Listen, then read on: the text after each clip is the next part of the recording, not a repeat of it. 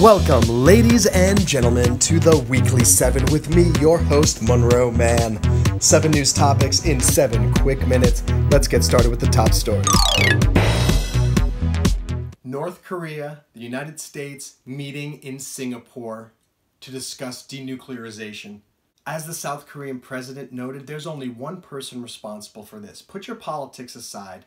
Put on your rational thinking cap. Forget Republican, forget Democrat. I don't even care if you're a communist. Just look at the facts.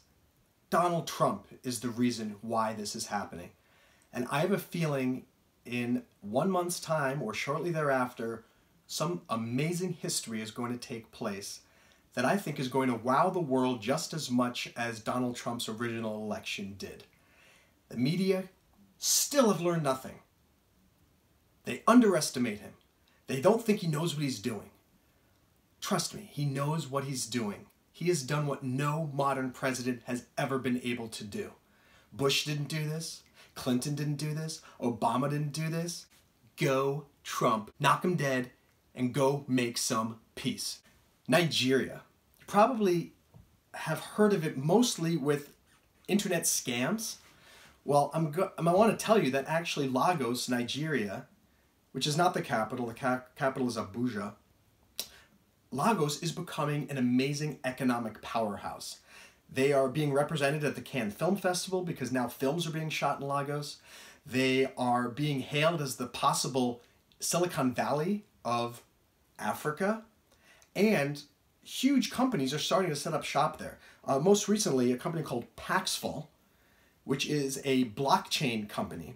Blockchain is the technology that is used to create cryptocurrencies.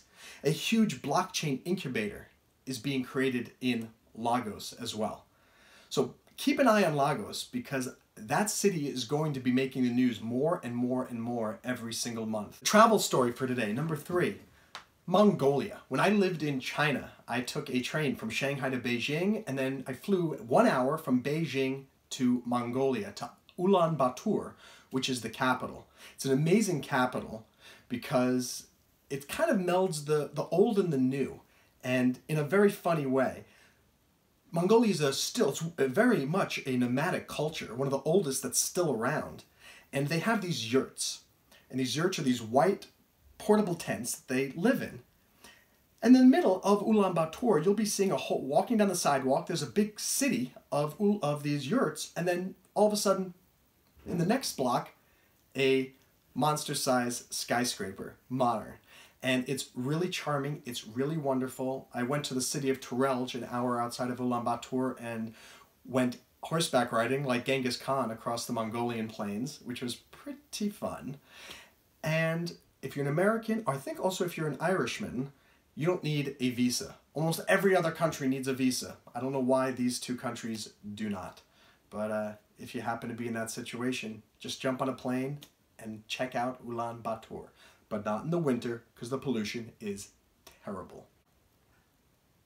3 words, or actually 2 words, 1 letter.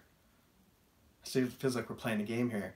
Top Gun 2.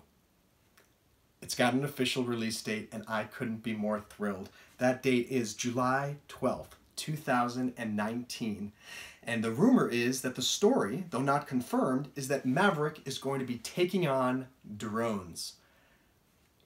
Time will tell if that is the story, but if it is, it's a pretty good one. In terms of politics, a brief local story which has national significance. Here in New York, north of the George Washington Bridge, which separates New Jersey and Manhattan, move up the Hudson a little bit, you'll come to the Tappan Zee Bridge, or actually what used to be called the Tappan Zee Bridge, because now it's the Governor Mario Cuomo Bridge.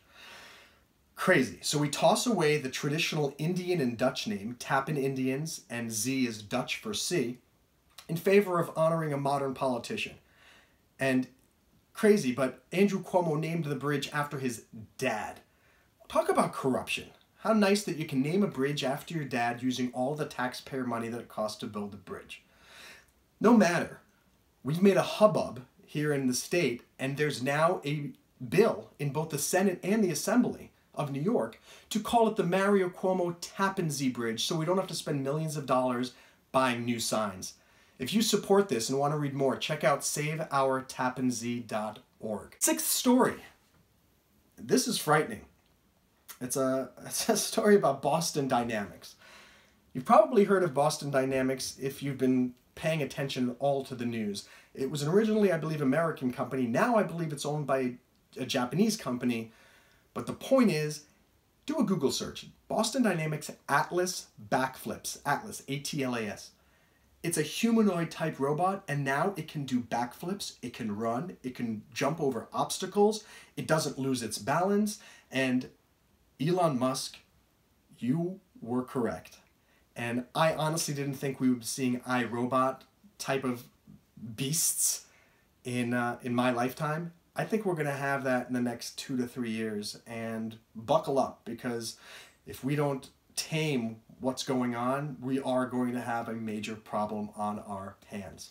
Finally, the last story is a life skills story. I want to talk to you about your wildest dreams. We all have dreams, and for most of us, we end up scuttling most of them because society or friends or family tell us that it's impractical, that we can't do it, or worse, we tell ourselves we're not attractive enough, we don't have the capability. Enough. I want you to get off your ass and rekindle those dreams and die trying. Try to make those dreams come true, because you feel the most alive when you are pursuing something you really, truly care about. And unfortunately, most of us are not. That's 7 minutes. See you next week.